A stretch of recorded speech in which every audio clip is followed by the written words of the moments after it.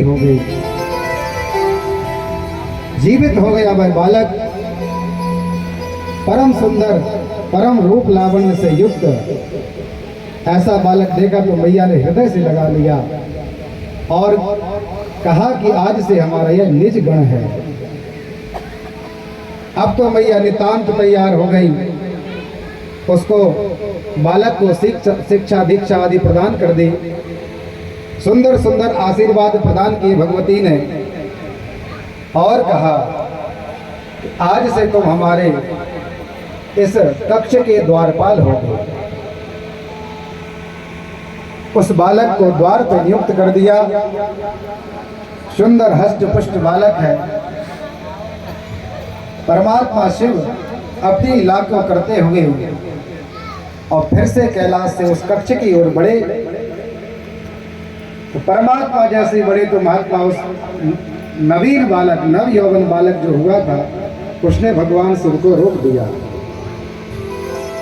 महादेव जी ने विचार किया नन्हा सा बालक है, अत्यंत सुंदर है, इसलिए इस बालक पर क्रोध नहीं करना चाहिए। जैसे भगवान श्री राम जी ने और शूर्पणखा का नाक कान आदि करके उसको अपमान किया, तो खरदूषण जब पहुंचे और प्रभु जी का जब दर्शन किया तो एक बार तो भगवान के रूप लावण्य पर मोहित हो गए और विचार करने लगे शत्रु तो हैं पर ये वध के लायक नहीं है, इसलिए आप अपनी पत्नी को दे दो और आप स्वतंत्र होकर निर्भय होकर अपने घर को चले जाइए।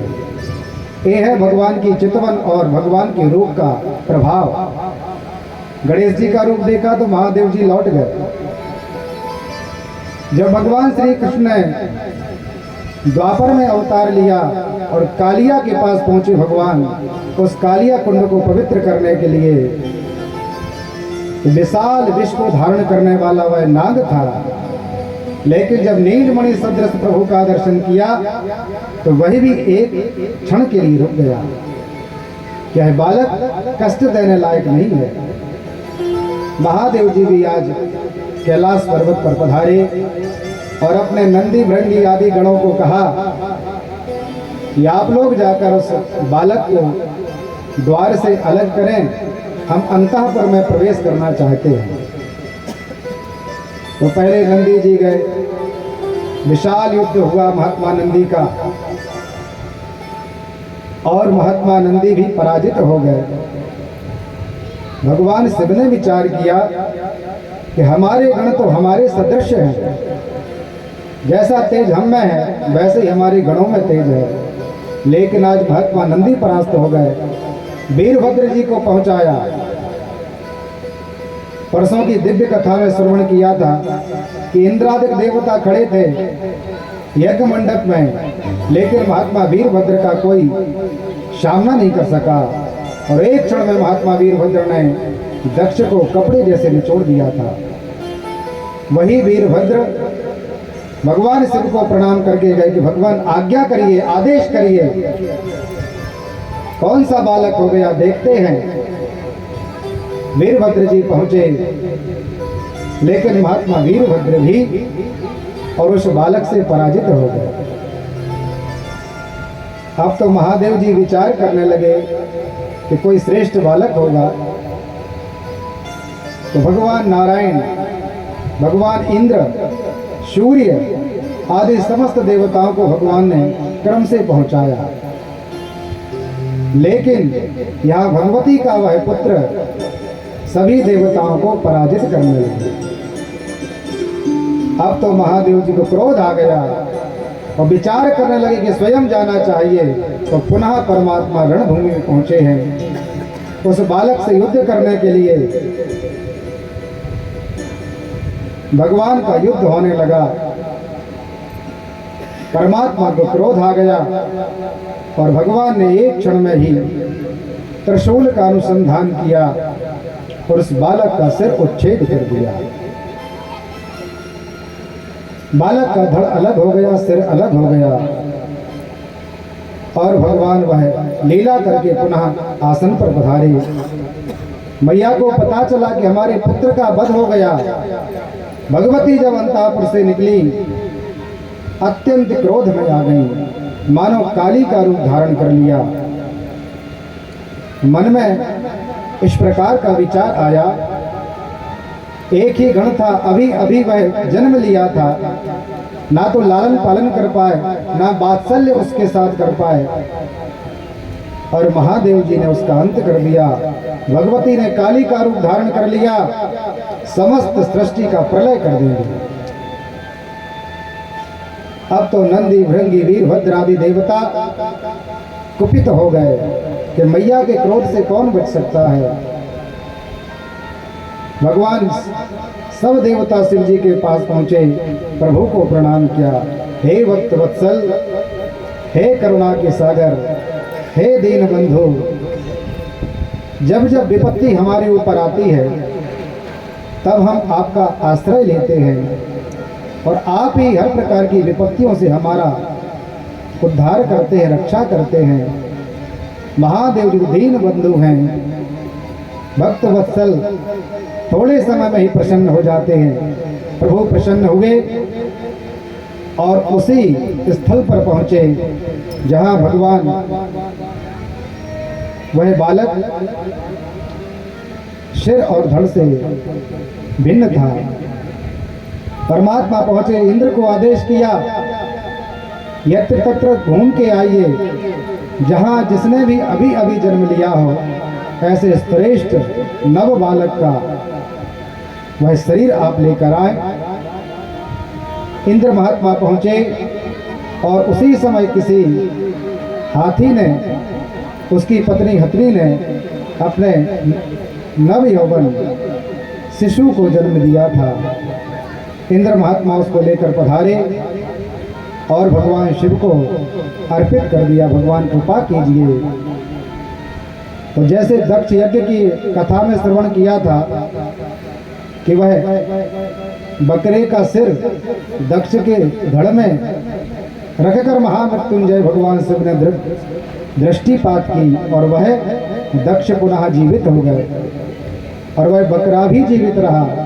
बहुत सारे भक्तों को शंका हो जाती है क्या बकरा मृत हो गया और महात्मा दक्ष जीवित हो गए, और यहाँ क्या गज हाथी का बालक मृत्यु को प्राप्त हो गया और महात्मा गणेश जी जीवित हो गए।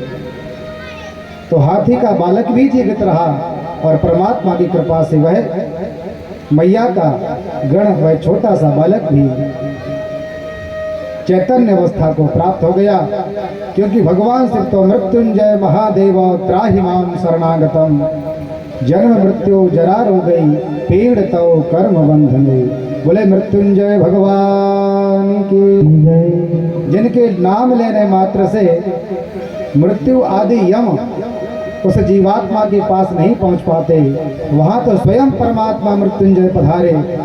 द्रव्य दृष्टि दी तो भाद्रपद मास शुक्ल पक्ष की चतुर्थी थी और महात्मा गज का वह सिर रग लगा, इसलिए उस बालक का नाम हो गया गजानन। बोले गजानन भगवान की जय। उस गजानन के बड़े बड़े कर्ण होते हैं, आप लोग सबने दर्शन किया, तो उनका नाम हो गया सूर्प कर्ण, सूपा जैसे कान।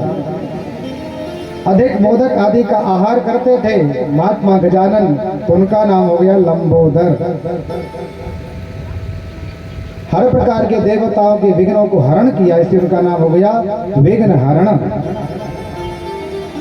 महात्मा गणेश जी का प्रादुर्भाव, सुंदर भगवान श्री गणेश का बाल्य लीला प्रारंभ हो गई और ज्येष्ठ पुत्र की कल कथा सुनी थी महात्मा कार्तिक जी। भगवान कार्तिक बड़े हैं और गणेश महाराज छोटे हैं, दोनों की दिव्य बाल लीलाएं चलने लगी।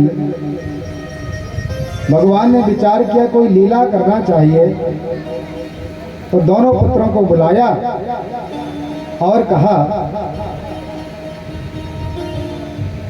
कि आप लोगों में से कौन श्रेष्ठ है, किसकी बुद्धि तीक्ष्ण है, कुशाग्र है।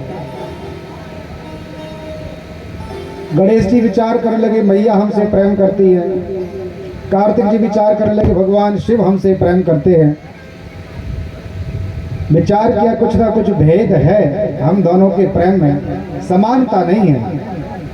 तो भगवान शिव ने कहा ठीक है, तुम दोनों के संदेह को दूर कर देंगे, आप दोनों के लिए एक श्रेष्ठ कार्य करना होगा।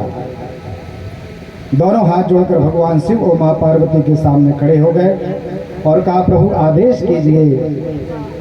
प्रभु ने कहा कि 7 दीपों से युक्त जो पृथ्वी की परिक्रमा लगाकर आएगा, 7 परिक्रमा लगाना है और जो पहले पहुंचेगा वही श्रेष्ठ होगा।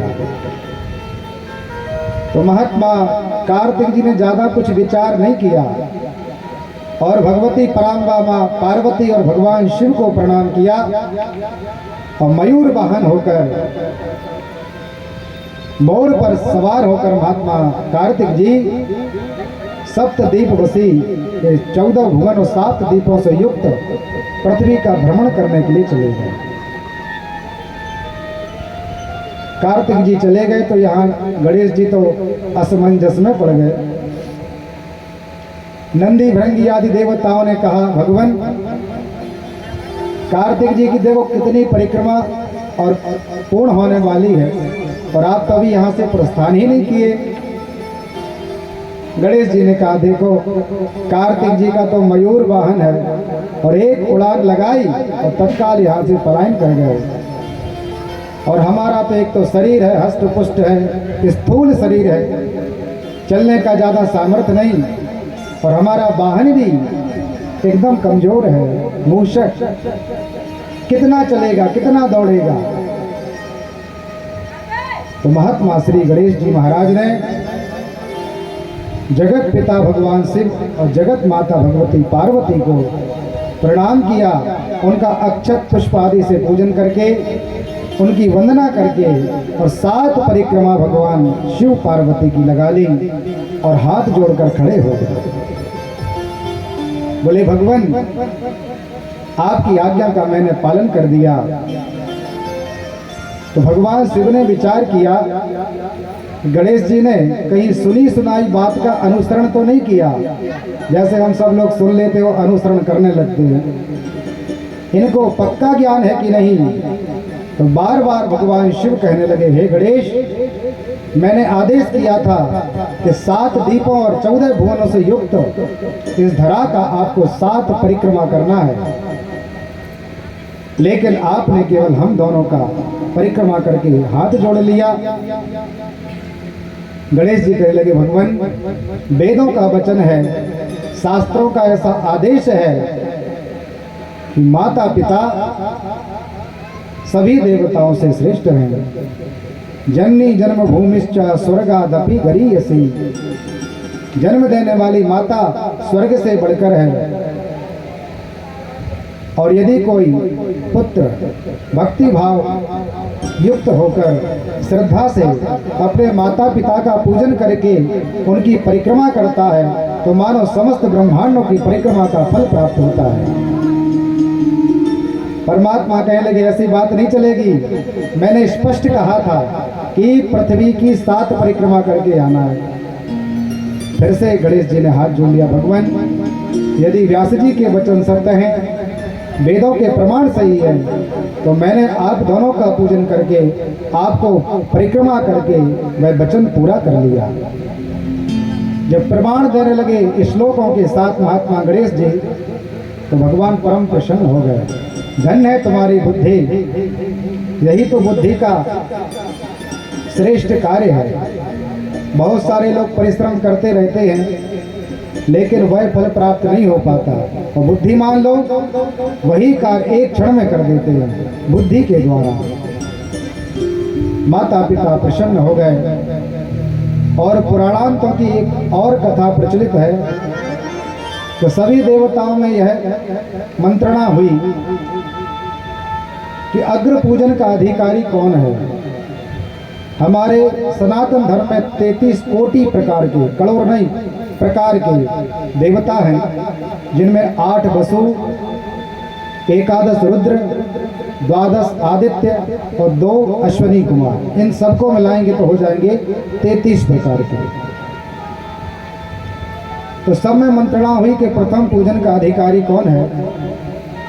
तो सब यत्र तत्र विचार करने लगे कि भगवान सूर्य अधिकारी है, जगत को प्रकाश देते हैं और इनके बिना तो समस्त धराधाम ब्रह्मांड आदि में अंधकार ही रहेगा। जीवन के दाता हैं। किसी ने कहा चंद्र भगवान हमारे जीवन के दाता हैं, अमृत आदि धारण करते हैं। बातचीत होने लगी, कोई पुरुषार्थ की बात करने लगा, कोई वीरता की बात करने लगा, कोई तप की बात करने लगा।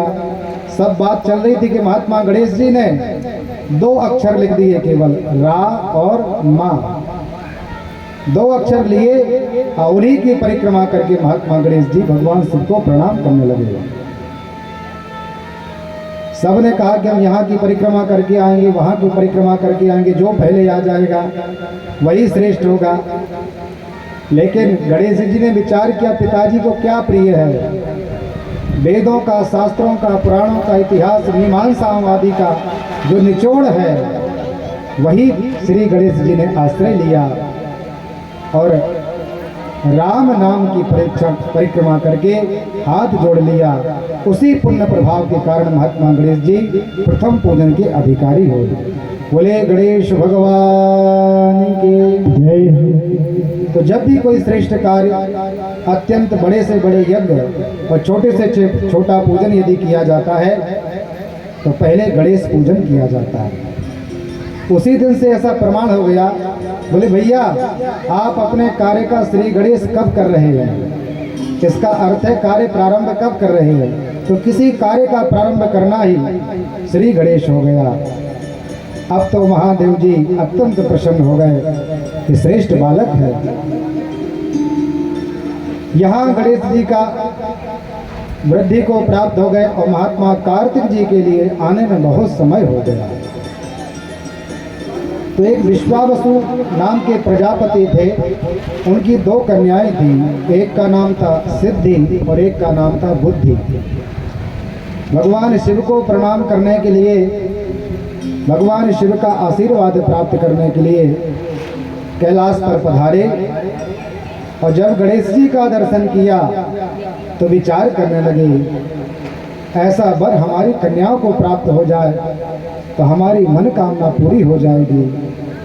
महादेव जी को प्रणय निवेदन किया, भगवान हमारी 2 कन्याएं हैं, बुद्धि और सिद्धि, आप आदेश करें तो हम आपके पुत्र के साथ उनका विवाह करना चाहते हैं। महादेव जी ने वह प्रणय निवेदन स्वीकार कर लिया और आज गणेश जी का विवाह भी संपन्न हो गया। सिद्धि और बुद्धि के साथ भगवान का विवाह होगा। भगवान गणेश जी ने गृहस्थ आश्रम को पुनीत किया और उसी का फलस्वरूप माँ सिद्धि से क्षेम और माँ बुद्धि से लाभ की उत्पत्ति हो गई। पुत्र भी हो गए गणेश जी के यहाँ। इतने में महात्मा कार्तिक समस्त ब्रह्मांडों का परिभ्रमण करते करते और जब कैलाश पर पधारे तो क्या देखा, देवताओं से पता चल गया रास्ते में ही कोई कार्य हो तो कुछ ऐसे तत्व होते हैं जो पहले से ही सूचना दे देते हैं, चाहे वह प्रिय कार्य हो या अप्रिय हो।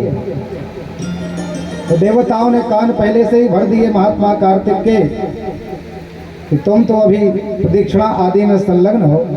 तो यहाँ गणेश महाराज का तो प्रथम पूजन का अधिकार दे दिया गया और यहाँ नहीं, यहाँ तक कि महात्मा गणेश के विवाह भी हो गए और 2-2 संतानें हो गई। ऐसा सुना तो महात्मा कार्तिक तो क्रोधित हो गए, विचार करने लगे कि माता पिता ने हमारा तिरस्कार किया है, भेद किया है, भेद नहीं होना चाहिए। यदि घर में 4-6 भाई हों और उन भाइयों में किसी प्रकार की कोई श्रेष्ठ हो कोई निम्न हो तो बड़े भाई आदि का यह दायित्व है, कर्तव्य है कि लघु भाई अनुजों का साथ साथ उनको भी वृद्धि के लिए योग्य बनाए, उनका भी लालन पालन श्रेष्ठ तरह से हो। गणेश जी विचार करने लगे, भेद कर दिया तो माँ पिता को त्याग कर ही और गणेश जी महाराज दक्षिण भारत में सिलीशैल पर्वत पर क्रौंच पर्वत पर अवस्थित हो गए, तप करने लगे। यह शिव महापुराण की यह पावन द्वितीय संहिता रुद्र संहिता के अंतर्गत पार्वती खंड यहाँ समाप्त होता है। बोले शिव महापुराण की जय। कुमार खंड और पार्वती खंड के बाद रुद्र संहिता के अंतर्गत युद्ध खंड प्रारंभ होगा। नमः शंभवाय च मयो भवाय च नमः शंकराय च मयस्कराय च नमः शिवाय च शिवतराय च। विश्वेश्वर संहिता में हमने भगवान शिव के शिवलिंग का प्रादुर्भाव, उनका पूजन, शुभ नक्षत्र किस नक्षत्र में पूजन किया जाता है, किस युग में किस लिंग का पूजन हुआ, बिल्व का महत्व, भस्मी का महत्व, रुद्राक्ष का महत्व, और फिर सती खंड में सती जी का पावन चरित्र, और कुमार खंड में पहले पार्वती खंड उसमें पार्वती जी का चरित्र, कुमार खंड में कार्तिक जी का चरित्र, और अब है युद्ध खंड। इसमें परमात्मा ने युद्ध किए हैं। तारकासुर जो अभी मृत्यु को प्राप्त हुआ, इसके 3 पुत्र थे। एक का नाम था तारकाक्ष, दूसरे का नाम था बिंदुमाली और तीसरे का नाम था कमलाक्ष। ये तीनों दैत्य अत्यंत तेज संपन्न, बड़े पराक्रमी, ब्रह्मा जी से वरदान प्राप्त किया कि भगवान इस ब्रह्मांड में हमें कोई पराजित ना कर पाए, ऐसे श्रेष्ठ नगर प्रदान कीजिए।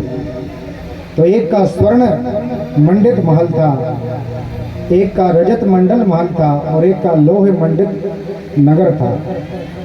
ऐसे नगर थे तीनों के कि कोई देवता उनका भेद नहीं पाते थे, उनके अंदर प्रवेश नहीं कर सकते थे।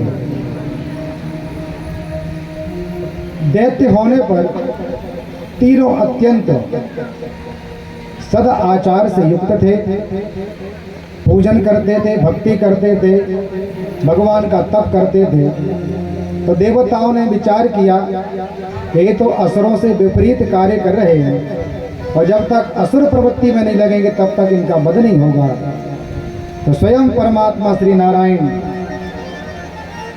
ऐसा एक रूप धारण किया कि सिर बिल्कुल मुंडित है, यज्ञोपवीत धारण किए हैं, हाथ में पुस्तक आदि लिए हैं और जाकर उन तीनों दैत्यों के पास पहुंचे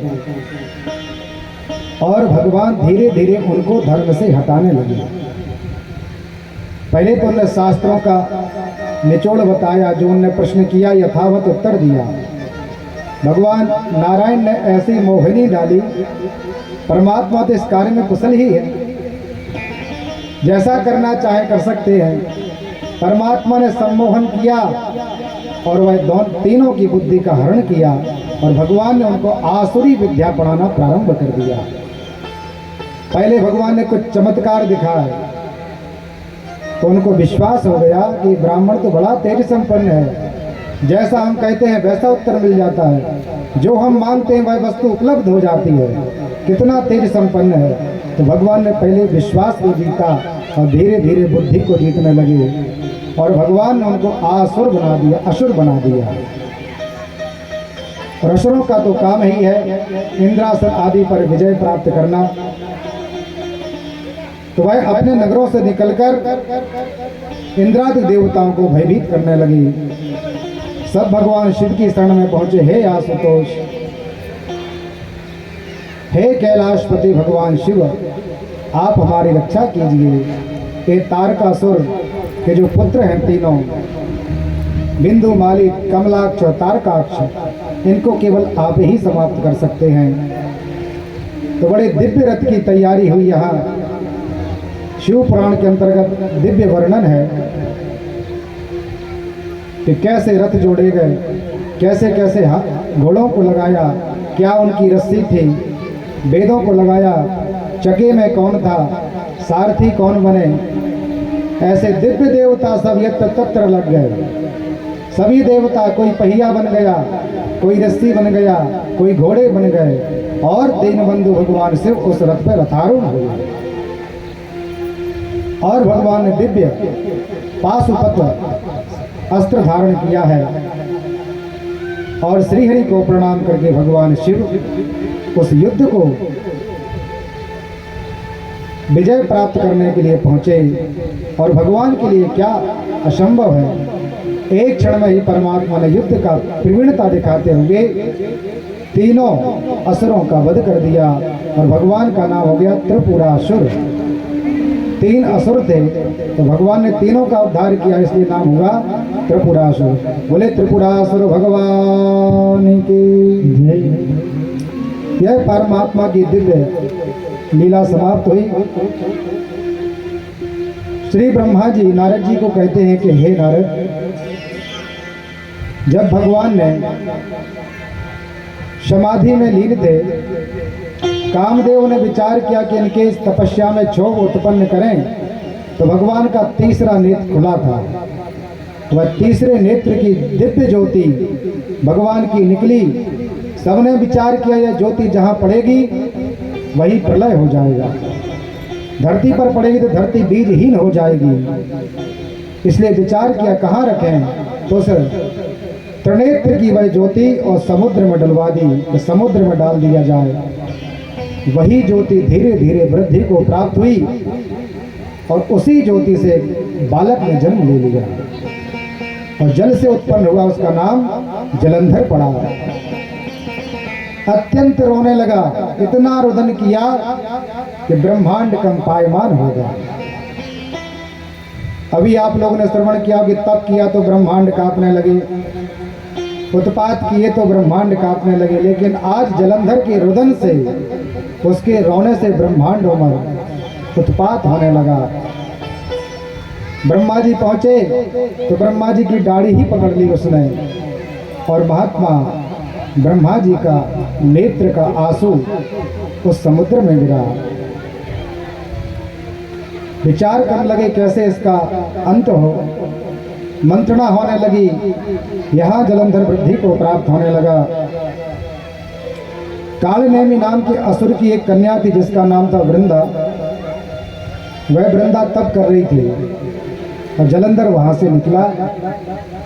जलंधर ने देखा बड़ी सुंदर कन्या है, रूप लावण्य से युक्त है और धर्म परायण है, धर्म में लीन है। तो कुछ समय तक वह इंतजार करने लगा, प्रतीक्षा की। जब मैया की वह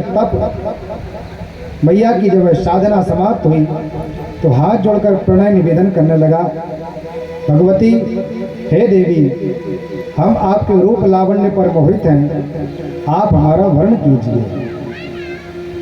तो मैया वृंदा ने कहा कुछ दिन आप इंतजार करें,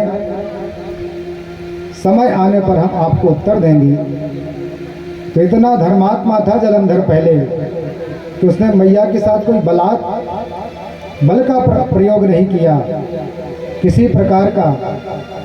और मैया नितांत तप में लगी हैं वृंदा, और वह केवल टकटकी लगाए हुए प्रतीक्षा में है।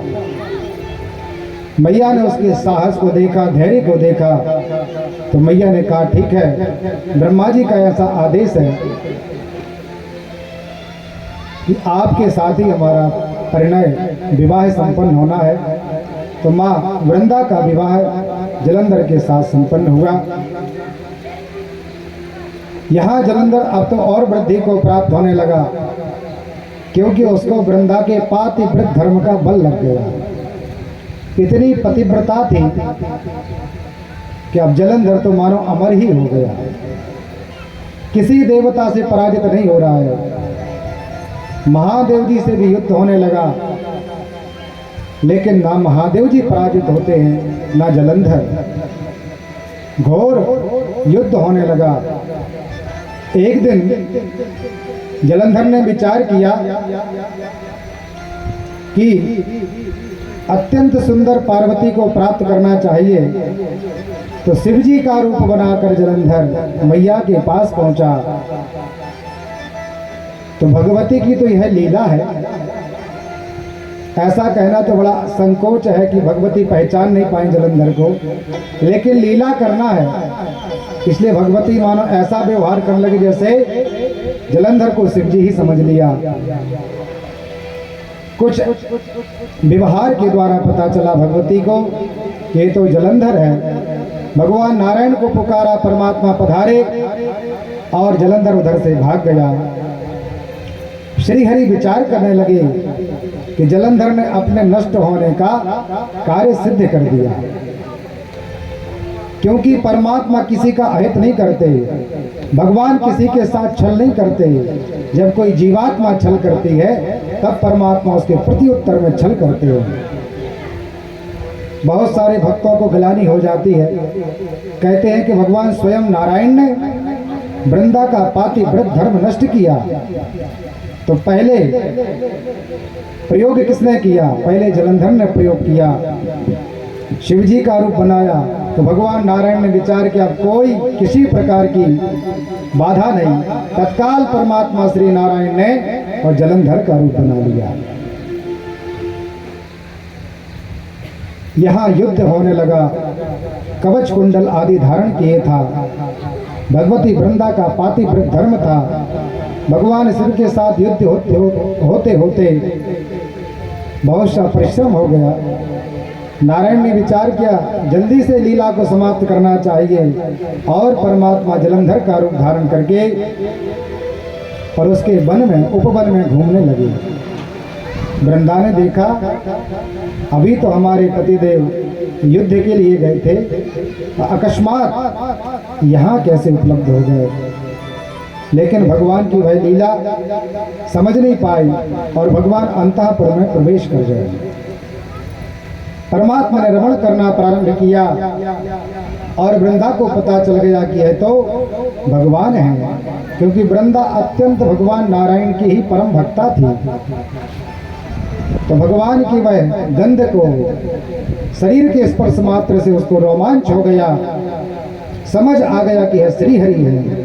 श्राप देने के लिए तैयार हो गई, प्रभु अपितु आप हमारे आराध्य हैं, लेकिन आपने छल किया है। श्राप दे दी वृंदा के लिए भगवान ने और वृंदा ने भगवान के लिए श्राप दे दिया। यहाँ जैसे उसका वह शील भंग होगा और भगवान श्री शंकर जी ने जलंधर का वध कर दिया। सभी देवता अत्यंत प्रसन्न हो गए, जय जयकार होने लगी। धन्य है परमात्मा शिव जो हम सब के लिए इतने उपकार करते हैं जिनकी कोई गणना नहीं है। भगवान की जय जयकार होने लगी। इसी क्रम में श्री सूजी महाराज ने सोनकादिक 88 ऋषियों से और भगवान की दिव्य रण कौशल की प्रवीणता को वर्णन करते हुए और एक और चरित्र सुनाया कि जैसे ही वह वृंदा पता चला कि भगवान ने हमारे साथ छल किया है तो विचार करने लगी अब तो हम शरीर को त्याग देंगे।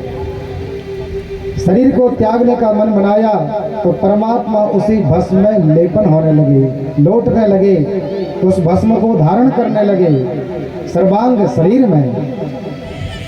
और मैया पार्वती, भगवती, सरस्वती, माँ लक्ष्मी जी ने कुछ बीज दिए, उसी भस्म में डाले और उनसे 3 प्रकार के पौधों की उत्पत्ति हुई, धात्री, मालती और तुलसी। उन्हीं वृंदा से तुलसी मैया का प्रादुर्भाव हुआ, उसी से धात्री का पौधा हुआ और उसी पुष्प से मालती के पुष्प की उत्पत्ति हुई।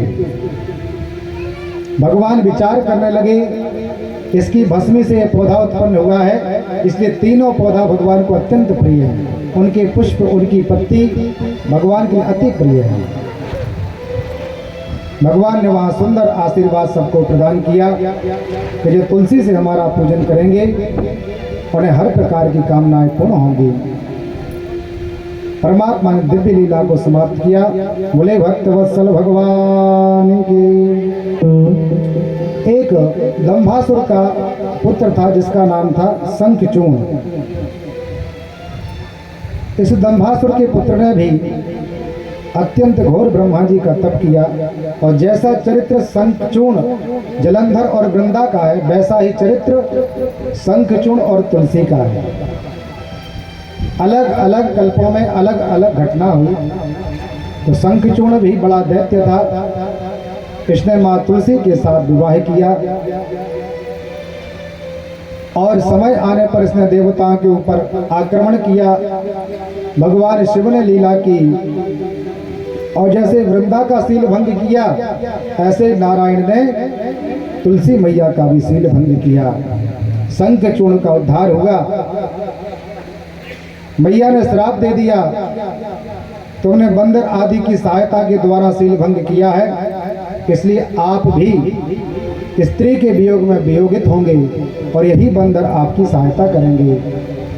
मैया को गिलानी हो गई तो वह एक गंडकी नदी के रूप में परिवर्तित हो गई और भगवान स्वयं नारायण एक शिलाखंड के रूप में परिवर्तित हो गए।